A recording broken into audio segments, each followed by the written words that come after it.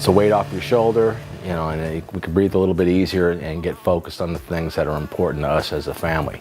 Right now, this is a big distraction. It's an area of concern, and you know, I just got to get past it. I just really want to get this behind us, you know, so I don't have to wake up in the mornings and wonder what's going to happen today. You know, are they going to send us another letter? Are they going to threaten us? Are they going to call my work? And you know, it's just, are they going to take the cars? What? They have all the power, and you know, and you feel kind of defenseless. The biggest thing to me was thinking that they were going to come and, you know, kick us out of our house. I don't want the IRS preventing my family from realizing their dreams. The Johnsons' financial future is dependent on those boys, on seeing their kids' hopes and dreams realized.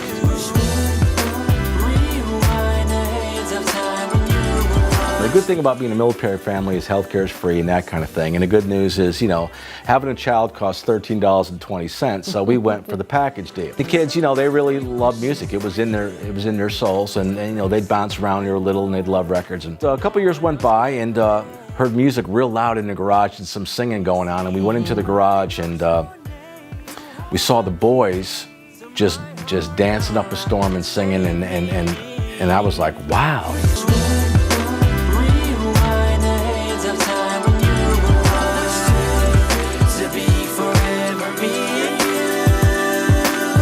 A ton of gratitude and love go to my mother and father for that. I mean, that's half the reason why we're doing this, is because I like to think it's because they took care of us as normal parents do. We're just trying to give back to the fact that they sacrifice so much when it comes to their finances to see the kids live out their dream. I think that's with any American. That's an American dream. We are a family of faith. You know, just we have to have faith in what we're doing, and the fact that even though we can't see it or touch it right now, we have to have faith that we will be able to see it. And I like to say, I mean, it's what they always tell you, well, I'll believe it when I see it.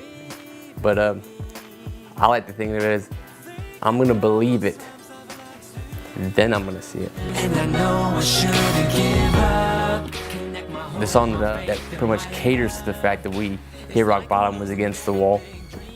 And I think that we just kind of drew on everything that we were going through for that past year and a half to 2 years. It literally took me like 10 minutes to write, because it was the truth. And it's so cool because it's relatable to 95% of the masses, because no matter who you are, whether you're black, white, tall, small, it doesn't matter. I mean, everybody's facing a certain personal challenge, financial, just anything. And I think it's a song that it just resonates with everybody.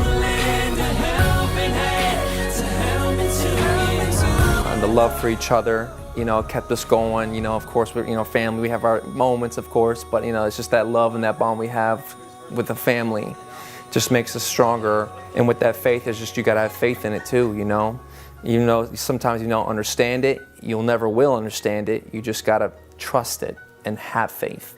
And then things can happen from there. The IRS, you know, coming after us, we made a choice, you know, studio sessions or house payment, our dream or the car payment. Some things in life you just gotta sacrifice, and that's the choice we made. You know, we're dodging and we're going with it and just doing what we can, and just hoping, you know, soon that, you know what, it's gonna pay off. It was well worth it, you know. This is what we did to get here. Look back, you know, 10 years from now, say, hey, look what we did, look what we accomplished. Was it worth it? Absolutely.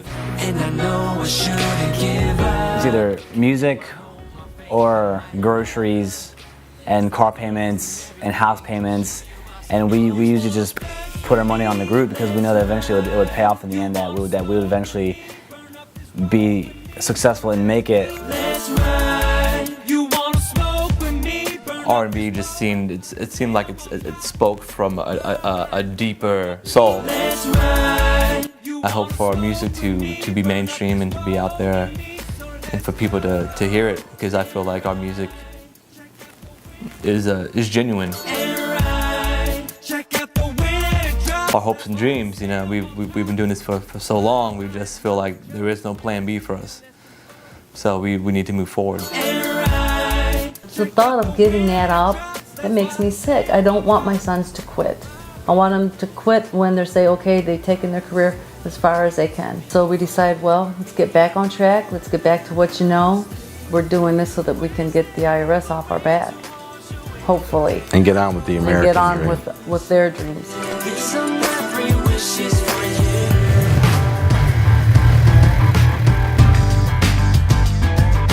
I was a hitman for the IRS, and I truly believed that what I was doing was best for my country.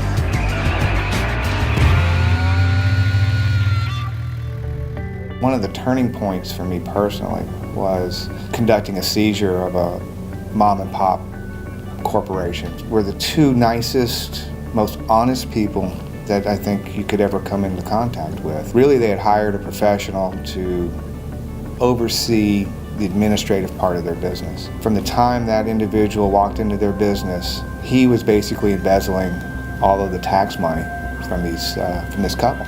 We ended up having to close that place, seize all the assets, take the trucks, the forklifts, just everything. In the middle of doing that, here is this woman who is the wife and half owner of this corporation serving us tea and cookies. And then she just breaks down into tears, and we were trying to comfort her. And we told her it was going to be okay, and she looked at me and said, you know, it's sad when the people who come to shut you down are nicer and treat you with more respect than the people who work for you. Really, I looked inside and said, why am I on this side of the table? Why am I not standing next to her, preventing this from happening? She didn't deserve this. Her and her husband really could have worked something else out. But the government didn't even look at him twice, just slapped him in the face and kept moving. At that point, I knew I was going to turn the table and be the IRS hitman, but for her.